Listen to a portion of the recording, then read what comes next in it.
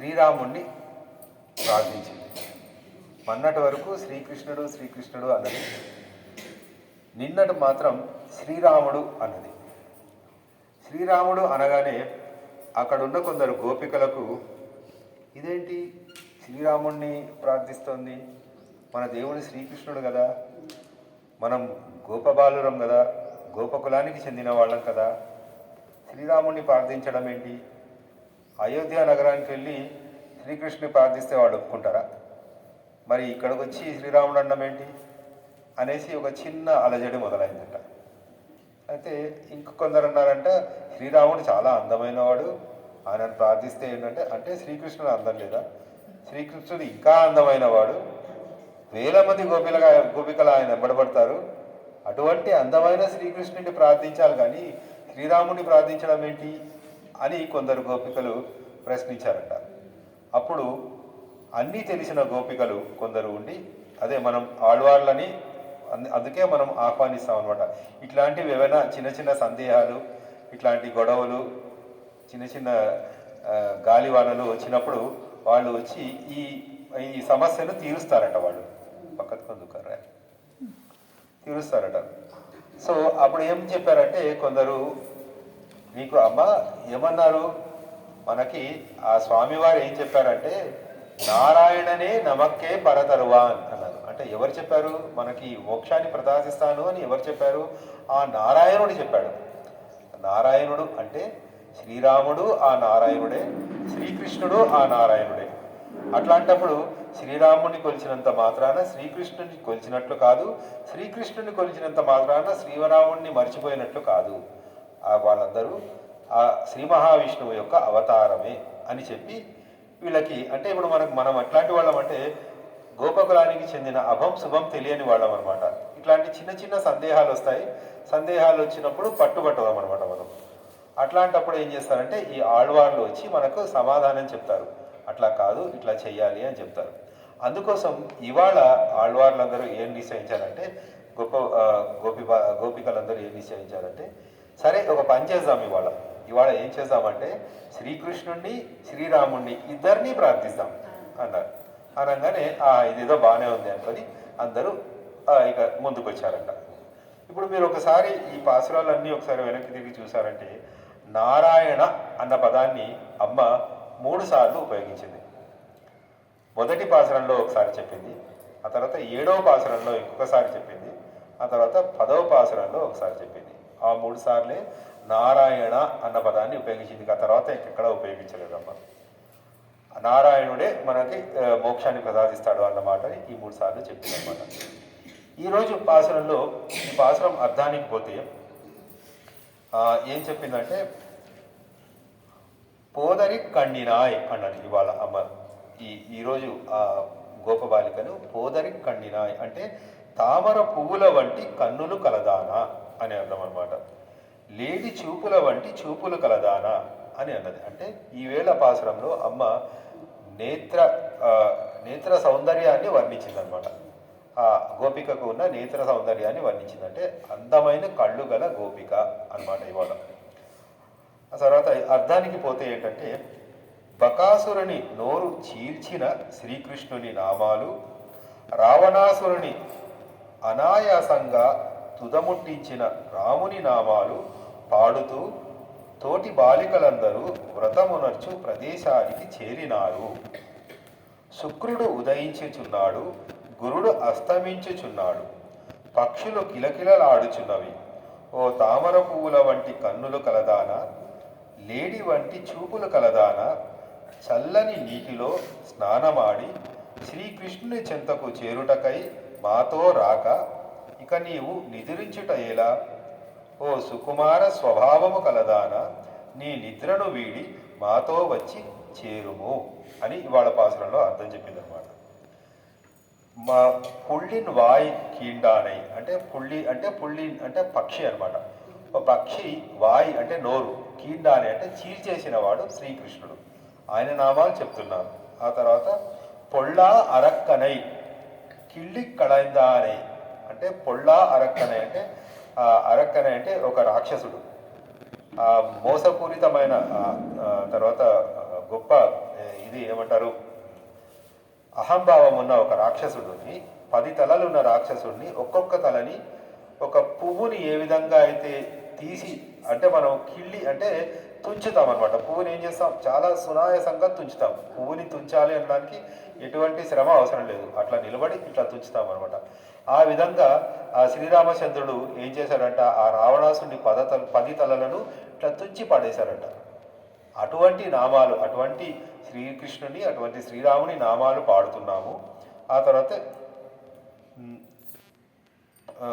పిళ్ళై కెళ్ళరం పావైక్కళం పుక్కారు, పిళ్ళైகள் ఎల్లారం పావైక్కళం పుక్కారు అంటే ఈ నామాలు కీర్తిస్తూ అందరు పిల్లలు వ్రతం ఉనర్చే ప్రదేశానికి చేరుకున్నారు. అంటే ఒక చోట అందరం కలుద్దాము అనుకున్నారనమాట.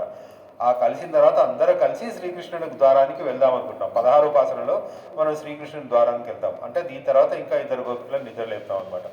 వాళ్ళందరినీ తీసుకొని ఒక ప్రదేశానికి, మీ వచ్చిన వాళ్ళందరూ సరే అక్కడ ఉండండి, మిగతా వాళ్ళు మేము వెళ్ళేసి వాళ్ళని తీసుకొస్తాము అన్నట్టుగా ఒక ప్రదేశానికి అందరూ చేరారు అని చెప్తుందనమాట. ఆ తర్వాత ఇవాళ మనకి ఉదయం అయ్యింది అనడానికి ఏం చెప్పిందంటే అమ్మ 2 విషయాలు చెప్పింది. శుక్రుడు ఉదయించాడు, శుక్రుడు లేచాడు, బుధుడు కిందికి వెళ్ళిపోయాడు అని చెప్పింది అనమాట. అంటే మనకి అంతకుముందు మనకి ఈ వాచ్లు అవేం లేవు కదా, అందుకోసం ఏంటంటే రాత్రిపూట కాలం చెప్పాలంటే నక్షత్రాలను బట్టి చెప్తారు. పగటిపూట అంటే సూర్యాస్తమయం సూర్యాస్తమయం మధ్యలో ఉండే గడియలని చెప్తారు అనమాట. మన గంటలో ఉండేవి కదా, అప్పుడు గడియలో ఉండేవి. ఇది చాలామంది ఒక మాట వినే ఉంటారు, పొద్దున్నే చుక్క పొడిచింది అంటారు. చుక్క పొడిచింది అనగానే అది శుక్రుడు ఉదయించాడు అని అర్థం అనమాట. అప్పుడు పొలానికి వెళ్తారు అనమాట. చుక్క పొడిచింది, పొలానికి వెళ్ళి నీళ్లు పట్టాలి అట్లా అంటారనమాట. ఈ చుక్క పొడిచింది అన్నమాట ఇక్కడ ఇట్లా సందర్భించారనమాట. అది చెప్పింది. ఆ తర్వాత ఇంతకుముందే అమ్మ 6వ ఉపాసనలో కూడా చెప్పింది అనమాట, పక్షులు లేచి కిలకిలలాడుతున్నాయి అని చెప్పింది అనమాట. అప్పుడు ఏం చెప్పింది, పక్షులు లేచి ఒకదానికొకటితో మాట్లాడుకుంటున్నాయి అని చెప్పింది. ఇప్పుడు కూడా ఏం చెప్పిందంటే పక్షులు లేచాయమ్మ, పక్షులు కూడా లేచి వాటి కోసం బయటికి వెళ్తున్నాయి, తన ఆహారం తెచ్చుకోవడానికి వెళ్తున్నాయి అని చెప్పింది అనమాట. ఆ తర్వాత ఇవాళ అమ్మ మన గోపికను ఏమని పొగిడింది, తామర పువ్వుల వంటి కన్నులు కలదానా, లేడి వంటి చూపులు కలదానా అని చెప్పింది అనమాట. కన్నులు నేత్ర సౌందర్యం, నేత్ర సౌందర్యానికి మనకి పెద్ద ఉదాహరణ ఎవరంటే శ్రీరామచంద్రుడు. శ్రీరామచంద్రుడు కన్నులు చాలా అద్భుతంగా ఉంటాయి. శాంతమూర్తి అంట ఆయన ఎటువంటి శాంతమూర్తి అంటే ఆయన ఎటువంటి గొప్ప ఉదారమైన స్వభావం కలవాడు అంటే, ఒకసారి విభీషణుడు ఆకాశ మార్గంలో ప్రయాణం చేసి తన రావణాసురుడితోటి కొట్లాడి వచ్చేసి ఈయన దగ్గరకు వస్తారనమాట. రాముడి దగ్గరకు వచ్చినప్పుడు అప్పుడు విభీషణుడు అక్కడ ఉన్న వాళ్ళందరితో ఏమంటాడంట, నేను ఒక ద్రోహి అయిన రావణాసురుడిని తమ్ముణ్ణి అని సంబోధించుకుంటాడట. ఆయన చెప్పుకోవడం, నేను విభీషణుని అదని చెప్పదు, ద్రోహి అయిన రావణాసురుడి తమ్ముణ్ణి వచ్చాను, శ్రీరాముని శరణు కోరి వచ్చాను అనమాట. శ్రీరాముని శరణు కోరి వచ్చాను, నన్ను శ్రీరాముని దగ్గరికి తీసుకువెళ్ళండి అని ప్రార్థించారట. ప్రార్థిస్తే అక్కడ సుగ్రీవుడు, జాంబవంతుడు వీళ్ళందరూ ఒప్పుకోలేదట. ఏదో రాక్షసమాయ ఇది, శ్రీరాము దగ్గరికి నేను తీసుకువెళ్ళొద్దు అన్నారట. కానీ ఆంజనేయుడు అన్నాడంట, లేదు నాకు తెలుసు విభీషణుడు గొప్ప నారాయణ భక్తుడు, నేను వెళ్ళినప్పుడు అక్కడ ఆ లంకానగరం మొత్తంలో నాకు శ్రీమన్నారాయణ నామస్మరణం వినిపించిందంటే ఇక్కడే. ఆ తర్వాత నేను లంకాపురి మొత్తం దహనం చేసిన తర్వాత కూడా విభీషణుడి గృహము అశోకవనం తప్పించి మిగతా అంతా మండిపోయింది, ఇవి 2 మిగిలాయి. అంటే ఈయన గొప్ప వ్యక్తి, తప్పకుండా మనం రాముడి దగ్గరికి తీసుకువెళ్దాము అని అంటారట. రాముడి దగ్గరికి వెళ్ళి ఈ విషయం చెప్తే రాముడు అన్నాడట, ఇవన్నీ నాకు అనవసరం, నన్ను శరణు కోరి వచ్చిన వాడు ఆ రావణుడైనా సరే నేను ఆయనకి శరణు ఇస్తాను అని చెప్పారట. అంత ఉదారమైన, అంటే ఇప్పుడు రావణాసురుడు నేరుగా రాముని కళ్ళని చూశాడు అనుకోండి, రామ నీవే శరణమని వచ్చేస్తాడంట. కానీ రావణాసురుడిని ఎప్పుడైతే విభీషణుడు నువ్వు శ్రీరామచంద్రుని శరణు కోరు అంటే, నాకు శరణు కోరడం అన్న మాటనే తెలియదు అన్నాడట. అదేంటి అంటే నాకు చిన్నప్పటి నుంచి ఆ మాటనే తెలియదు, ఒకరిని శరణం ప్రపత్తి చదివే మాటనే నాకు తెలియదు నాకు అసలు అని చెప్పాడు. అట్లాంటప్పుడు నేను ఎవరిని శరణు కోరుతాను, నేను శరణు కోరను ఎవరిని అన్నాడట. అందుకోసం ఇక రావణాసురుని వదిలేసి విభీషణుడు వచ్చాడు. ఇప్పుడు మనము వివిధ గుళ్ళకి వెళ్తాం, మనం దేవుడి గుళ్ళకి వెళ్తాం. ఇప్పుడు రామాలయంకి వెళ్ళినప్పుడు మనం ఖచ్చితంగా ఆ శ్రీరామచంద్రుని కళ్ళు చూడాలంట. మీరు అయోధ్యలో బాలరాముడి విగ్రహం చూసుంటారు. ఎంత అద్భుతమైన కళ్ళు, ఎంత అద్భుతమైన కళ్ళు అంటే ఆ కళ్ళు మననే చూస్తున్నట్టుంటాయంట. ఒక్కొక్కసారి ఆ జీవం ఉంటుందంట ఆ కళ్ళలో. మనం చూస్తే ఒకసారి ఆహా నిజంగానే ఉన్నారు ఆయన అనిపిస్తుందంట. ఆ శిల్పి అంత చక్కగా చెప్తారట శ్రీరామచంద్రుని కళ్ళని. అందుకోసం రామాలయానికి వెళ్తే మీరు పక్కన సీతా పిరాటిని చూసినా, లక్ష్మణుని చూసినా చూడకపోయినా, రాముని పాదాలు చూసినా ఆయన కళ్ళు మాత్రం ఖచ్చితంగా చూడాలంట. అది చెప్తారు మనకి. ఇంకొకటి వెంకటేశ్వర స్వామి గుడికి వెళ్తే ఆయన పాదాలు చూడాలి అంటారట. ఆయన పాదాలు, ఆ పాదాలు ఎటువంటివి? స్వయంగా బ్రహ్మగడిన పాదాలవి. ఆ పాదాలని అందుకే మనకి తిరుపతిలో నిజపాద దర్శనం అనే ఒక దర్శనం కూడా ఇస్తారు మనకి. ఆ పాదాలను దర్శించుకోవాలంటే. అదే మన శివాలయంకి వెళ్ళాననుకో ఆ పరమశివుణ్ణి మనం తాకాలట. స్పర్శ దర్శనం అంటారు. ఆ తర్వాత ఆత్మలింగం ఉంటే మన శిరస్సుని ఆ లింగానికి తాకాలంట, మన తలని అక్కడ తాకాలంట. అంత అద్భుతమైన దర్శనం మనం చేసుకుంటాం. ఇట్లాంటి దర్శనాలు మనకి కల్పిస్తారు. కాశీలో శ్రీరంగం, మన దీంట్లో మల్లికార్జున స్వామి, ఇక్కడ అన్ని చోట్ల మనకి ఆత్మలింగాలు ఉన్న చోట అంతా మనకి శిరస్సుని ఆ స్వామి వారికి మన తల తీసుకొని వెళ్ళి లింగానికి తాకే ఒక అద్భుతమైన ఏర్పాటు చేస్తారనమాట. అలా చూసుకోవాలి. అదే మరి శ్రీకృష్ణుడి గుడికి వెళ్ళామనుకోండి, శ్రీకృష్ణుడు ఏం చూడాలి? శ్రీకృష్ణుడు ఏంటంటే ఆయన అత్యంత సౌందర్యవంతుడు అనమాట. మనకి ఒకటి కస్తూరి తిలకం లలాటే ఫలకే వక్షస్థలే కౌస్తుభం నాసాగ్రే నవమౌక్తికం కరతలే వేణుం కరే కంకణం సర్వాంగే హరిచందనంచ కలశం కంఠేచ ముక్తావళి గోపస్త్రీ పరివేశితో విజయేతే గోపాల చూడామని అన్నారు. అంటే ఆ శ్రీకృష్ణుని చూస్తే ఇంకా అట్లా చూస్తూనే ఉండాలంట.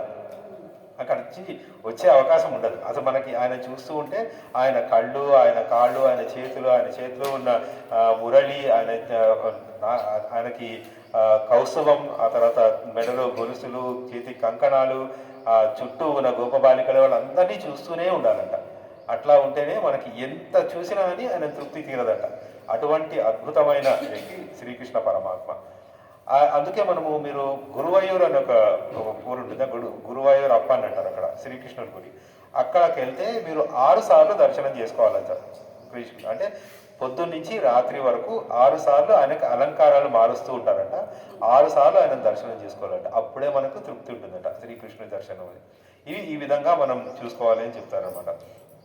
ఆ తర్వాత బకాసురుడు ఎవరు? రావణాసురుడు అంటే వాళ్ళు మనకు అర్థమయ్యేది ఏంటంటే వాళ్ళ దగ్గర నుంచి బకాసురుడు అనేది మోసము.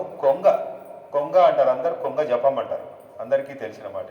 కొంగ జపం అది ఏం చేస్తుందంటే నీళ్ళలో నిలబడి అది ఏందో జపం చేస్తున్నట్టే ఉంటుంది.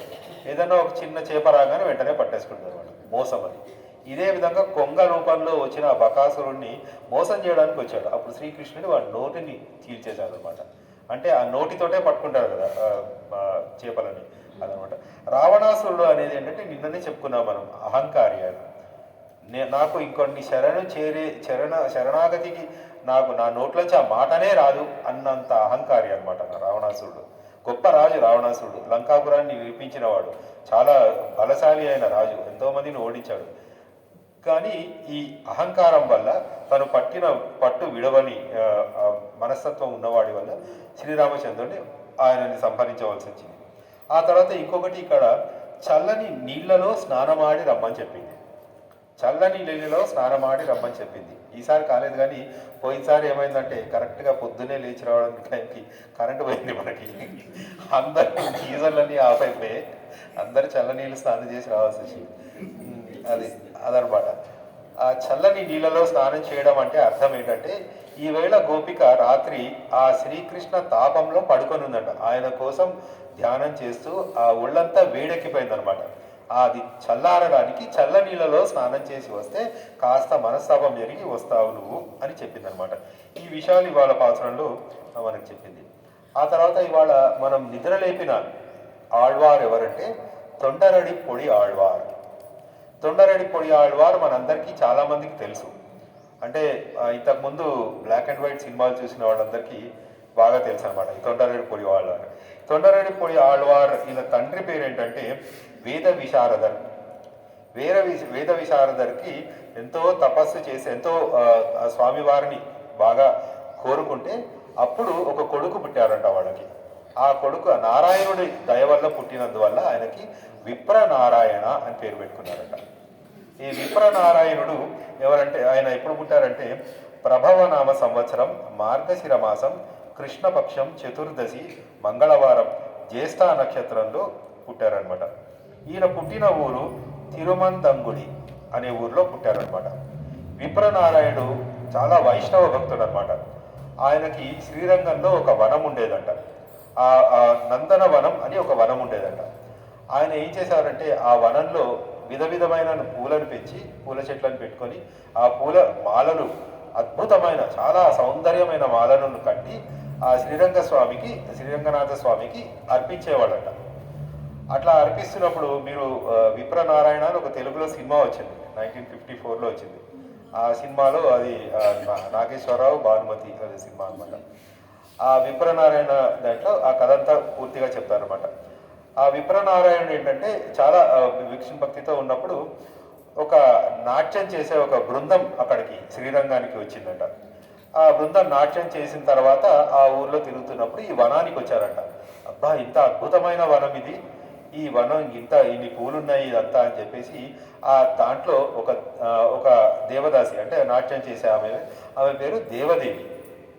ఆమె చూసిందట ఇదంతా ఈ వనం ఎవరిది అంతా తెలుసుకొని విప్రనారాయణది అని తెలుసుకొని వాళ్ళ అక్క దగ్గరికి పోయిందంట. ఇట్లా నేను విప్రనారాయణని పెళ్లి చేసుకుందాం అనుకుంటున్నాను అంటే ఆమె చెప్పిందంట అంత కుదరదు, ఆయన శ్రీరంగనాథుని భక్తుడు, ఒప్పుకోడు ఆయన, అనవసరంగా నేను డిస్టర్బ్ చేయొద్దన్నట్టుగా చెప్పిందంట. చెప్తే అట్లా కాదు, ఈమెక మొండి పట్టింది. ఇక ఈ వనం ఇదంతా ఈ ఆస్తి ఇదంతా నేను అనుభవించాలి అనుకుంది. మరి అనుకొని ఆమె ఏం చేసిందంటే ఇప్పుడు కళ్ళం చెగడం అన్నాం కదా, అలాగే ఇప్పుడు ఇవాళ పాసురంలో మనం ఏమనుకున్నాం, బకాసురుని గురించి చెప్పుకున్నాం. అదే బకాసురుడు అంటే మోసం. ఆ మోసపూరితమైన మనస్తత్వంతో ఆమె ఏం చేసిందంటే ఒక వైష్ణవి అంటే ఆమె విష్ణు భక్తురాలుగా రూపం మార్చుకొని ఆయన దగ్గరకు వచ్చి, స్వామి నేను కూడా స్వామివారికి పూల అలంకారం చేయాలనుకుంటున్నాను, మీ తోటలో కొంచెం చోటు ఇప్పించండి అంటే ఒక చెట్టు కింద ఉండమ్మా అని చెప్పాడట. సరే అట్లా ఆమెతో మాట్లాడుతూ ఆమె మీద ఈయనకు వ్యామోహం పెరిగిందట. సరే ఒకరోజు ఇంకా ఆ వ్యామోహంలో ఇంకా వివాహం కూడా జరిగింది.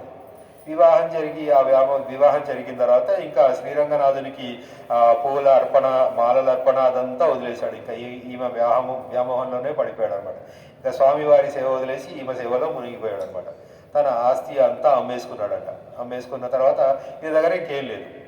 లేకపోతే ఆమె ఏం చేసింది, ఆ దేవదేవి నీ దగ్గర డబ్బు లేదు, నువ్వేం లేదు, నువ్వు అవసరం లేదు పో అని చెప్పిందట. చెప్పిన తర్వాత ఇంకేం చేస్తాడు, బయట పడుకొని ఉన్నాడు. ఆయన పడుకొని ఉంటే అప్పుడు ఇంకా రంగనాథ స్వామి ఏం చేశారంట, ఒక బంగారు బిందెను తీసుకొని వెళ్ళి ఆ దేవదేవి దగ్గరికి వెళ్ళి, అమ్మ విప్రనారాయణుడు నీకు ఈ బిందె ఇమ్మని చెప్పాడు అని చెప్తే, అబ్బా ఇంకా ఉందా అయితే లోపల రమ్మనండి అని అన్నదట. అంటే మళ్ళీ ఈయన వెళ్ళేసి మీకు లోపలికి రమ్మంటుందమ్మ ఆయన అంటే సరే ఆయన వెళ్ళాడు. ఇంకా పొద్దున మామూలుగా కావేరీ నది దగ్గరికి వెళ్తే అప్పుడు ఊర్లో అందరూ అనుకుంటున్నారట ఏమని అంటే, శ్రీరంగనాథ స్వామి గుడిలో ఒక బిందె మాయమైపోయింది, ఎవరో ఒక బంగారు బిందెను దొంగిలించారు. ఆ తర్వాత ఆ బిందె ఎక్కడ దొరికింది, వీళ్ళ ఇంట్లో దొరికింది అని చెప్పగానే వెంటనే అది రక్షక భటులు వచ్చి వాళ్ళని తీసుకొని వెళ్ళి రాజుగారి దగ్గర తీసుకొని వెళ్ళి చోళరాజులు వాళ్ళ దగ్గరికి వెళ్తే ఆ రాజుగారు అడిగారంట, ఇంత మంచి బ్రాహ్మణుడివి ఇంత ఇది నీకు ఇదేం బుద్ధయ్యా అంటే, నాకు తెలియదు స్వామి, ఇది ఎవరో ఏం చేశారో నాకేం తెలియదు అని చెప్పినా కానీ రాజు వినలేదు. వాళ్ళిద్దరిని కారాగారంలో పెట్టేశారంట. పెట్టిన తర్వాత రాజు కలలో ఆ శ్రీరంగనాథ స్వామి వచ్చి, ఇదంతా నాలీలని, ఇది నాదే ఆ బంగారు బిందె, నేనే తీసుకొని వెళ్ళి ఆయనకి ఇచ్చాను అని చెప్తే మళ్ళా చెరసాల నుంచి బయటికి తీసుకొచ్చిన తర్వాత జ్ఞానోదయమై ఇంకా ఆ తర్వాత నుంచి ఆయన స్వామివారి సేవలోనే ఉన్నారనమాట. ఆ నందనవనంలో ఇప్పటికి కూడా మనకి ఒక నీరు అంటే మనకు హోలీ లాంటి ఒక పండుగ చేసుకుంటారంట. అక్కడ కూడా వసంతోత్సవం అంటారు, వసంతోత్సవం చేసుకుంటారంట. ఇప్పటికి 9 రోజులు జరుగుతుందంట వసంతోత్సవం. ఈ తర్వాత జ్ఞానోదయం జరిగిన తర్వాత ఈ విప్రనారాయణుడు ఏం చేశాడంటే, ఆయన స్వామివారు అడిగారట, నీకేం కావాలి అంటే, నాకేమొద్దు స్వామి, నీ కోవెలకు వచ్చే భక్తుల పాదధూళి నా తలలో ఉండాలి అన్నాడట. అంటే తొండర్ అంటే భక్తులు, అడి అంటే కాలు, పొడి అంటే మన్ను, అదే ధూళి, అది తలలో పెట్టుకున్నవాడు తొండరడి పొడి ఆళ్వార్ అని మనం చెప్పుకుంటాం అన్నమాట. ఈరోజు పాసరంలో ఈ విషయాలు చెప్పుకున్నాం. ఆండాళ్ తిరువడిగలే శరణం.